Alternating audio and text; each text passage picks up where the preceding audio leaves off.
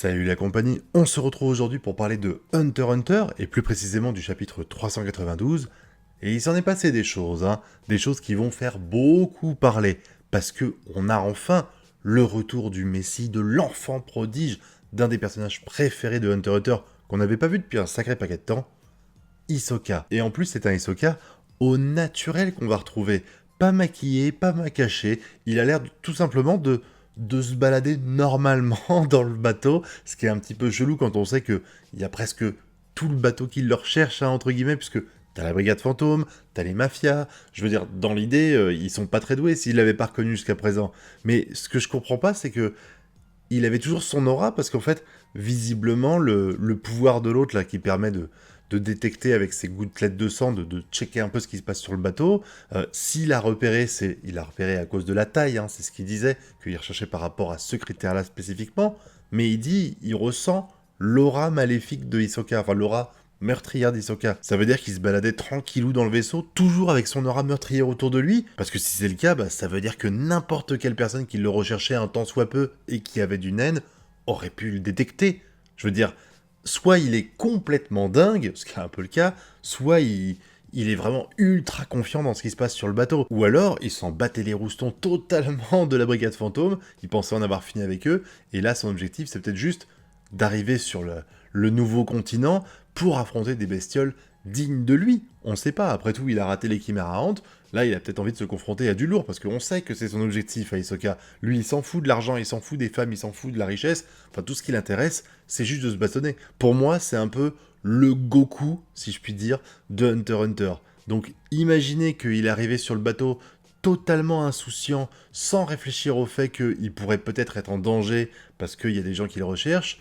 Bon, vous allez dire que c'est indigne d'Hisoka, mais c'est juste que peut-être qu'il est tellement omnubilé par l'objectif d'aller affronter des bestioles balèzes là-bas, qu'il n'a pas forcément pensé à ce qui se passerait sur le bateau lui-même. Après, ça c'est qu'une théorie, on verra ce qui se passe maintenant qu'il suit un des membres de la famille du clan Xiyu, si je dis pas de bêtises, mais puisqu'on parle du clan Xiyu, il faut qu'on revienne un petit peu à ce qui s'est passé au début de ce chapitre, parce qu'en fait, on a la continuité du précédent, avec l'autre là, le bras droit, c'est ça qu'ils disent, c'est le bras droit de la famille, le sous-chef de la famille Xiyu, qui cherche toujours Morena, et qui a affronté ses sbires, qui les a défoncés, et j'étais surpris parce que j'ai vu l'autre se relever alors qu'il avait fait comprendre qu'il l'avait fait tuer par lui-même, parce qu'il dit tu vas avoir le plaisir de savoir ce que ça fait de tuer et d'être tué en même temps, et je trouvais bizarre qu'il marche dans son jeu et qu'il soit gentil. Visiblement, il y a une personne qui travaille avec son clan, qui est morte, et en mourant,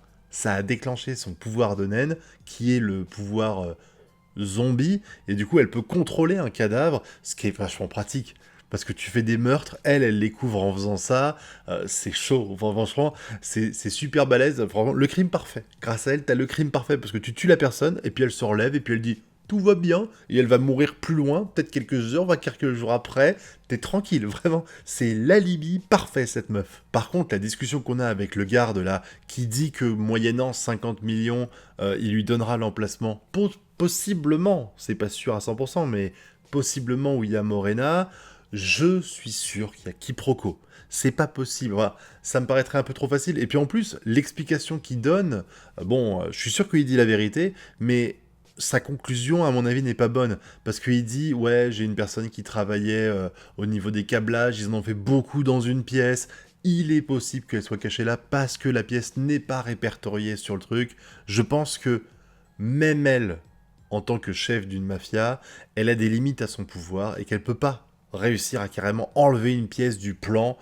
Peut-être qu'elle peut, mais en tout cas, je la vois pas se cacher dans une pièce dans laquelle il y a plein de câblages. C'est quoi l'intérêt pour elle? Ça fait plus penser à une sorte de remise. Et on se rappelle que, alors c'est des souvenirs qui sont un peu vieux dans ma tête, donc peut-être que je mélange, et vous me direz ça dans la zone de commentaires, mais on se rappelle que Wakoro là, Oikoro, je vais le prononcer mal, je suis désolé, et ben il va tuer ces princes, parce que finalement il ne peut en rester qu'un, on est dans Highlander, donc il est tout à fait possible que les câblages qui sont là, c'est parce qu'il y a, alors c'était 200 000 âmes dont il avait besoin, plus des 14 princes avec leurs bêtes de naine, et il est tout à fait possible que cette salle-là de câblage, ce soit la salle où il y a les cercueils, je crois qu'ils ont dit que c'était les sarcophages qui sont destinés aux enfants qui vont mourir, et que les tuyaux permettent de balancer le naine, je ne sais pas, de transférer le naine quelque part qu'ils avaient, ou leur bête de naine, je ne sais pas,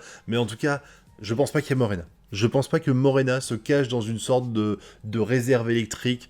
Ça me paraîtrait totalement, enfin très contradictoire avec les chefs de la mafia, ce qu'ils représentent, hein. Ils ont besoin de se cacher, on est d'accord, mais pas forcément dans des lieux qui sont pas du tout adaptés pour eux. Donc je pense que quand lui va arriver dans la salle, on va avoir une belle surprise parce que ce sera pas du tout ce qu'on avait imaginé. On nous parle aussi d'un truc qui me paraît totalement what the fuck et inintéressant, c'est l'explication à propos du bateau et du fait qu'il y a un dirigeable qui peut venir pour faire une livraison Amazon presque, hein. D'ailleurs c'est rigolo, on parle de Wikipédia. Je veux dire là, on a eu pas mal de trucs assez fous parce qu'on a quasiment la livraison Amazon, on parle de Wikipédia dans le truc, puisque l'autre après va dire qu'il va changer la page Wikipédia, j'en reparlerai après, et puis on a eu MHA la semaine dernière, enfin aujourd'hui, qui parlait du fait qu'il jouait à League of Legends, Shigaraki Tomura. Non franchement, il y a des choses par rapport à qu'ils ont piqué à la vie réelle. J'ai du mal à imaginer que Togashi aurait fait ça s'il avait continué son manga sans interruption, et que donc du coup ça aurait été ce qu'on a vu là, on l'aurait eu il y a 7-8 ans. Du coup, il n'y aurait pas eu autant de livraisons Prime qu'à l'époque. Peut-être qu'il ne l'aurait pas fait, mais en tout cas, les livraisons Amazon, le Wikipédia, c'est ici, visiblement, même s'il n'appelle pas ça les livraisons Amazon. Mais l'intérêt de ce truc-là, je me demande ce que c'est. On peut pas balancer ça au hasard. Le but d'un manga, en général, c'est de ne rien dire si ça n'a pas d'importance. Et le truc que je me demande, c'est est-ce qu'on pourrait pas avoir le dirigeable, alors il parle de drone aussi, mais drone c'est peut-être plus petit, mais d'ici quelques jours, est-ce qu'on pourrait pas avoir le dirigeable qui nous emmène gentiment, Gon et Killua, qui vont se faire livrer, si je puis dire, dans le bateau. Alors je sais que là, on est au milieu d'une intrigue, on a déjà plein de sous-intrigues. On a l'histoire de la mafia, on a l'histoire des princes, on a Kurapika qui est sur place, on a Hisoka et la brigade fantôme aussi. Je veux dire, c'est un beau méli-mélo, un gros gloubi-boulga, je sais pas trop où Togashi nous emmène ici, on verra bien. Et c'est vrai que l'idée d'avoir catapulté Gon et Killua là-dedans, ça fait un bordel en plus. Mais moi, ça me rappelle beaucoup Yorkshin, en fait. Parce que c'est Yorkshin City, c'est ça. Cet arc-là, qui est pour moi un des meilleurs que j'ai pu voir de ma vie, dans cet arc-là, tout était quasiment centré sur Kurapika, avec son désir de se venger de la brigade fantôme, tout ça. Mais on a quand même réussi à placer de façon très intelligente Gon et Killua pour qu'ils soient des personnages importants, sans forcément voler la vedette à Kurapika, pardon. Donc, je me dis qu'il est tout à fait possible qu'il débarque, qu'il y ait une sorte d'intrigue secondaire qui se fasse, parce que même si on peut se dire que c'est pas intéressant de les avoir pour cet arc-là, celui de la succession, de Kurapika et tout, si jamais ils sont pas sur le bateau ici, ça veut dire qu'ils seront pas non plus sur le gros continent là, le continent caché. Du coup, on va faire quoi sur le continent caché? Parce que moi, s'il n'y a pas Gon et Killua qui sont sur place, ça va me faire chier. Donc vraiment, je pense qu'ils vont se faire livrer, pas forcément pour agir dans cet arc-là, mais parce qu'il est important de les avoir dans le prochain. Alors après, tu peux toujours dire, ouais, mais ils sont venus en bateau autre, il y a genre un deuxième bateau qui arrivera 3 semaines plus tard, avec Ging, Gon, Killua et puis d'autres gens. Pourquoi pas? Mais je trouve que ce serait...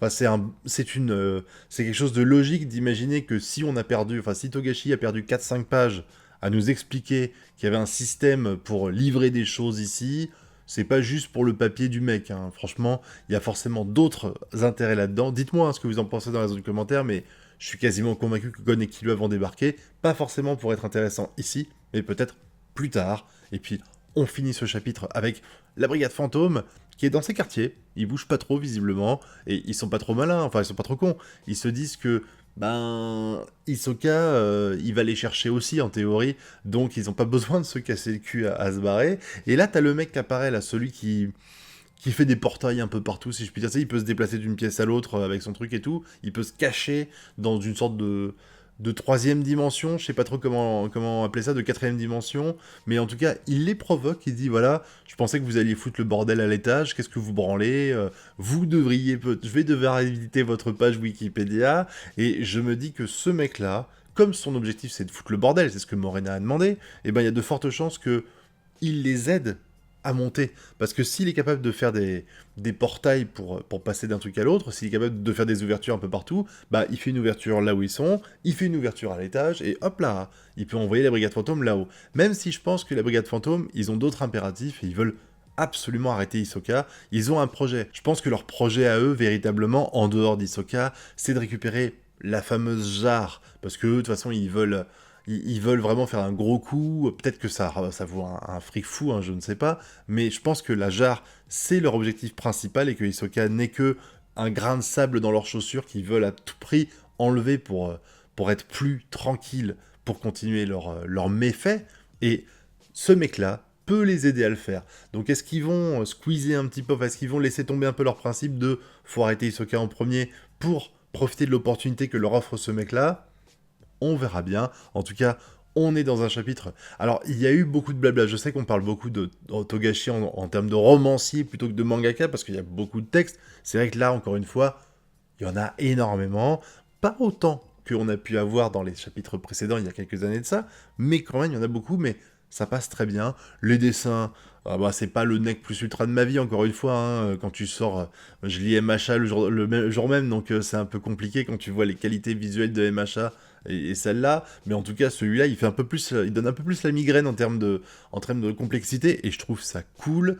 Vraiment, on avance un petit peu, on voit Hisoka au naturel, quel bonheur, quel bonheur, quel bonheur. On revoit la brigade fantôme, là pour l'instant on a un petit peu abandonné l'intrigue des princes et de Kurapika, et ça ne me dérange pas du tout, parce que je suis beaucoup plus intéressé par ce qui se passe avec la mafia, la brigade fantôme et Hisoka, donc vivement la semaine prochaine pour savoir la suite, et j'attends que vous aussi vous me donniez votre avis sur tout ça dans la zone de commentaires.